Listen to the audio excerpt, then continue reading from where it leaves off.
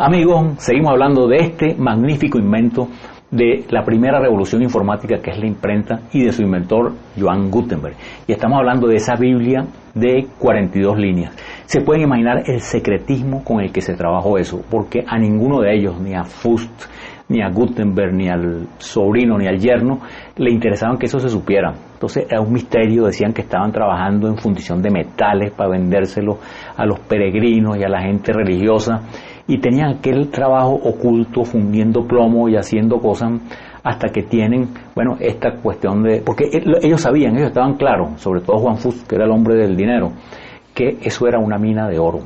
Imagínense en esa época, saliendo de la Edad Media, lo que se podía ganar vendiendo cartas con indulgencias y con cosas religiosas, a un precio pues sin competencia, ya que se podían imprimir con el mismo equipo, casi al precio con el costo que costaba un manuscrito. Ellos podían imprimir centenares de manuscritos. Entonces ellos estaban claros en que era una mina de oro en lo que estaban trabajando, y seguramente por eso es esta ruptura que Juan Fust demanda a Gutenberg y lo deja absolutamente en la calle.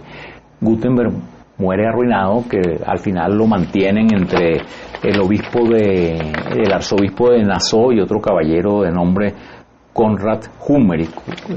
La Biblia esta de 42 líneas se publica entre el año 1454 y 1455, y Gutenberg muere 13 años después, en 1468.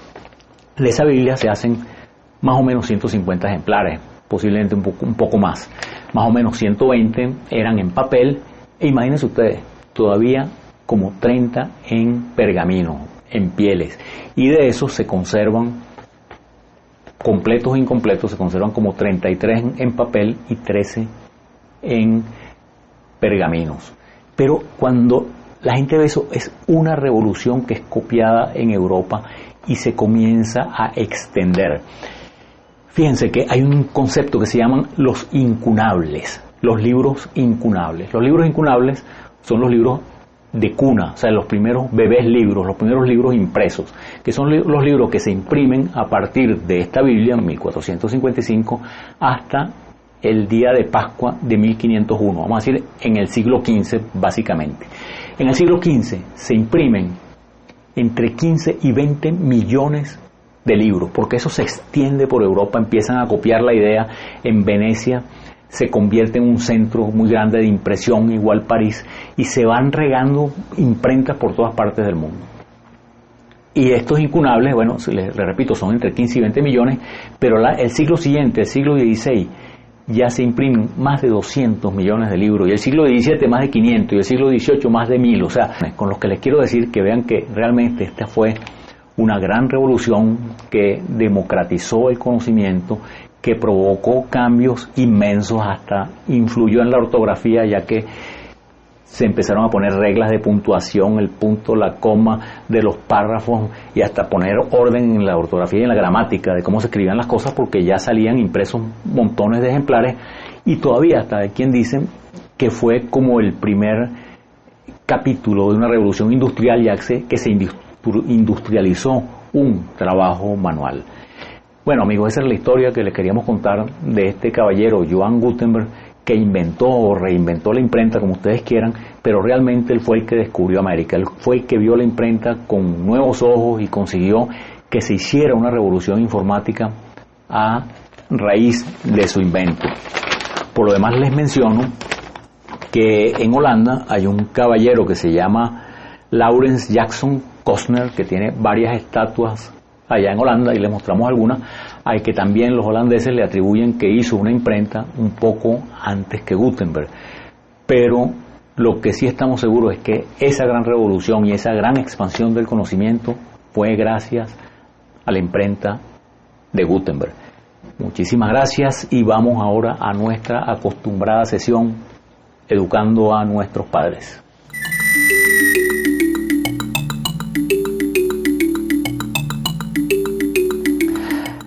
Educando a nuestros padres. Amigos, en este Educando a nuestros padres, primero les quiero hacer varias aclaratorias con relación a la invención de la imprenta. Fíjense que la imprenta viene de prensa, ya que Gutenberg transformó una prensa para prensar uvas para fabricar vino.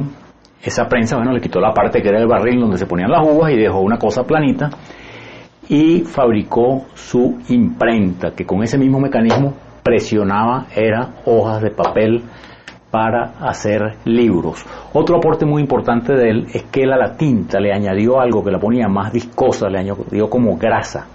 Entonces ya la prensa no rompía el papel, porque cuando el líquido, la tinta es muy fluida, había riesgo de romper el papel.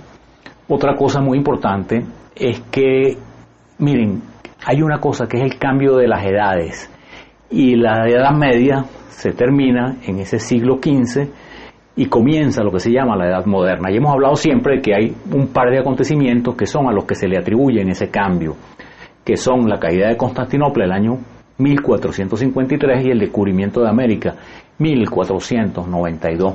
Pero mucha gente dice que tan importante como el descubrimiento de América desde el punto de vista de ampliación de la mente de los hombres, de la ampliación de la mente de esas sociedades medievales europeas, fue tan importante como el descubrimiento de América, la imprenta. Como hablamos antes, fíjense que ya los primeros 40 años de imprenta, 50 años, esos incunables, esos libros primeros, se imprimen cerca de 20 millones y ya después el siglo siguiente 200.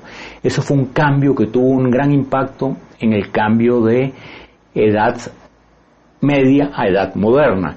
Y muchos dicen que la Reforma tiene su influencia, tiene su cuna, tiene su origen en la invención de la imprenta, ya que al divulgarse todos esos conocimientos, mucha gente como Martín Lutero tuvo acceso a ver en persona, a ver enfrente esos documentos bíblicos, la Biblia y otros documentos que fueron los que impulsaron la Reforma.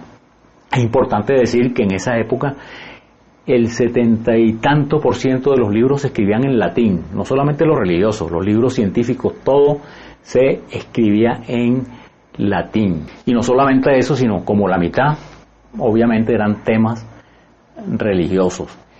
Y en el educando a nuestros padres en sí, les digo, fíjense que esta fue una gran revolución informática y estamos en este momento en el siglo XXI cabalgando sobre otra gran revolución informática con lo que hablamos del internet y toda la información. Y es una revolución que tiene una característica muy importante, es que las cosas y los conocimientos se hacen obsoletos muy rápidamente. Si ustedes ven el primer celular que salió hace 20, 30 años, ahorita, en este momento, seguramente no lo quieren ni regalado, como no sea para un museo. Esa tecnología ha ido avanzando y los computadores y la genética, bueno, la odontología, la medicina, la ingeniería, todo va cambiando a una velocidad muy grande y nosotros tenemos que prepararnos como sociedad para aprender a cambiar, aprender a actualizarnos. Y ese es el mensaje que les tengo para hoy, que si siempre ha sido importante. Yo me recuerdo cuando yo me gradué hace ya unos cuantos años, me decían, no, uno tiene que estar estudiando y aprendiendo constantemente. Bueno, eso ahora es más verdad y es más dramático que cuando yo me gradué hace 40 años. En este momento eso es vital para una sociedad, aprender a actualizarse y aprender a cambiar. Muchísimas gracias, muy buenas noches, los espero en un próximo programa, Los Cuentos del Tío Pepe.